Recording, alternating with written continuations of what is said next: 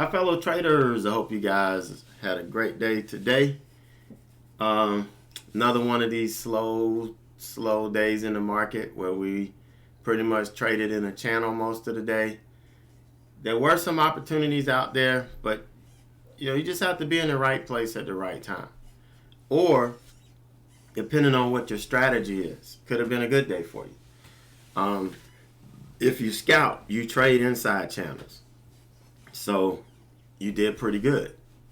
But I'm a trend trader, so when stocks are trading inside channels, they're not trending and I'm not making any money. So it just depends on your style of trading and all of that. So nobody's right or wrong. It's just, is the market set up for what you do that particular day or not? It's kind of what it boils down to. But we'll take a look at the day here in a minute. But, fear is the greatest lie that you can tell yourself. It's the greatest lie that you can tell yourself. You can convince yourself that fear can make you convince yourself that you're going to fail. We live in a denial of what we're capable of doing and even what we think we can do. And we do this because of fear. We fear that, okay, we know and we've heard that this profession is hard to be successful and most people lose money. And fear allows us to put this condition in the back of our mind. So we never really go in 100%. We come into this with the apprehension of we're probably going to lose money. And the reality is, yes, we do lose money on some trades. That's the cost of doing business. But if we do the things we're supposed to do, at the end of the day, at the end of the week, at the end of the month, at the end of the year, we're going to have money in our pocket. And I understand it's really hard. I've used the analogy before of, someone being in the restaurant business where, you have to have enough food. You have to order more food than you really need. And I remember my first job growing up was at Burger King. And I always found it odd that we would throw food away.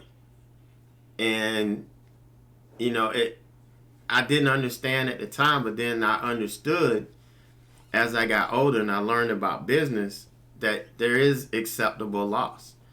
But throwing food away is one thing. But in trading, what are we throwing away on a losing trade? Cash, money. So how natural is it for us to just throw money in the trash can? It's not. So it's really difficult to get over that fear. And I understand that. And that's the angle that I try to take when I'm helping people try to overcome that fear in trading. It's not about the trade going against you. It's not about you being wrong. It's about you don't want to lose that money. And, we've got to get out of that. We've got to stop telling ourselves that lie that we're probably going to fail. There's a good chance that we're going to fail. If we keep that in the back of our mind, we're going to bring that to life. And we just can't do that anymore. All right, so look at the SPY here.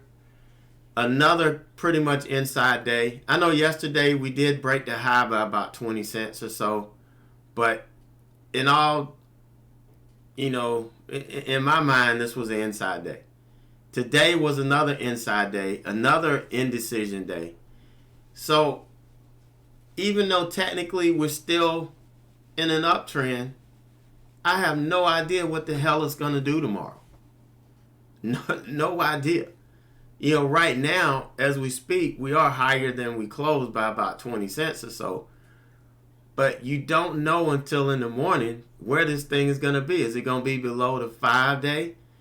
We're holding the 5-day moving average. Is it going to be below the 20? Are we going to open up, gap down, and testing this ascending support?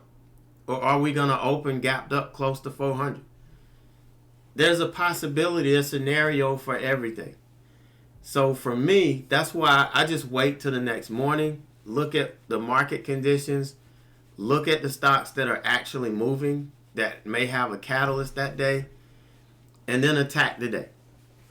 You know, some people, and I'm not saying people that scan at night are wrong.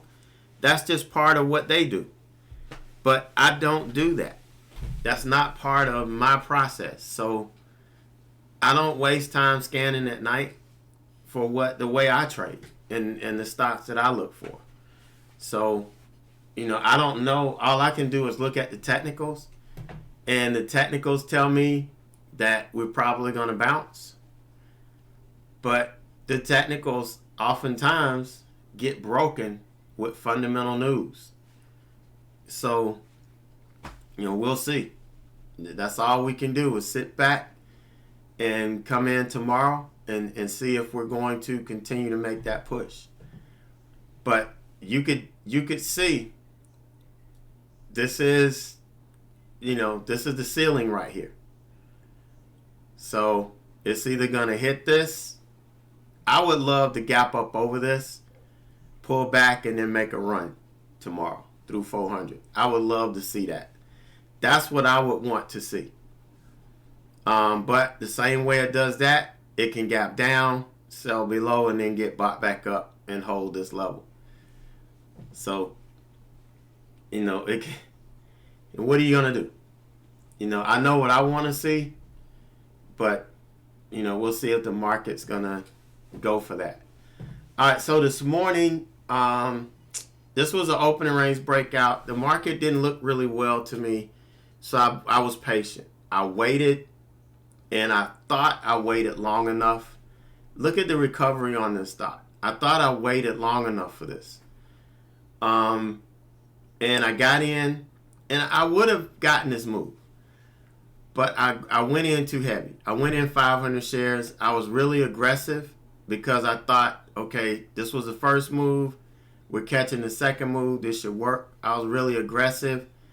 And obviously it pulled back. I had to stop out. You know, $300 is going to be my max loss. I try to stick to that at the open here. But it pulled back, stopped me out. And if I was in 300 shares, I probably would have still been holding this. I would have still been able to make this work.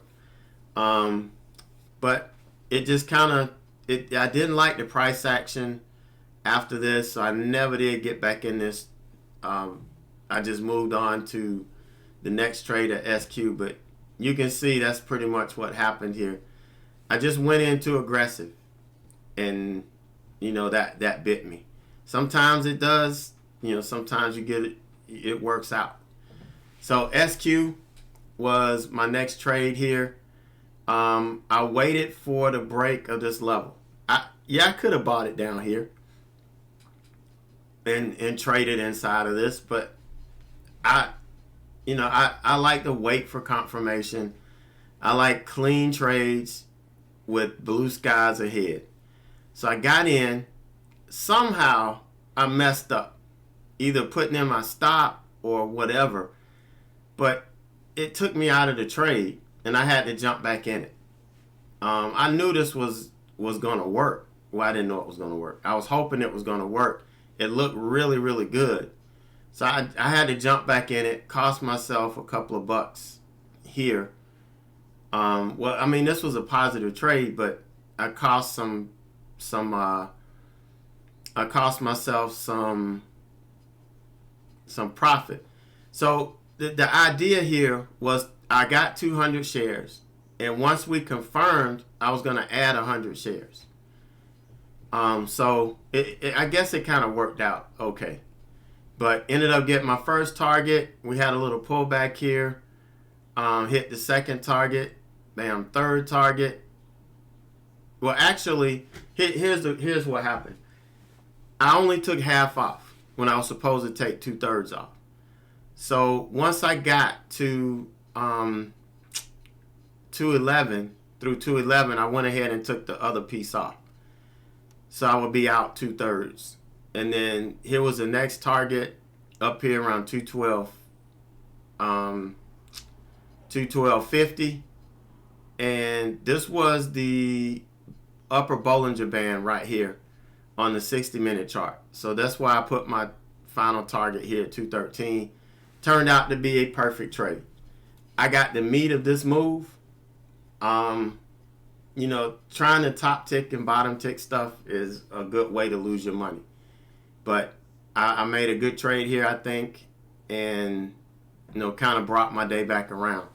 Unfortunately, the rest of the day, everything just kind of traded in channels and didn't really give me any more opportunities.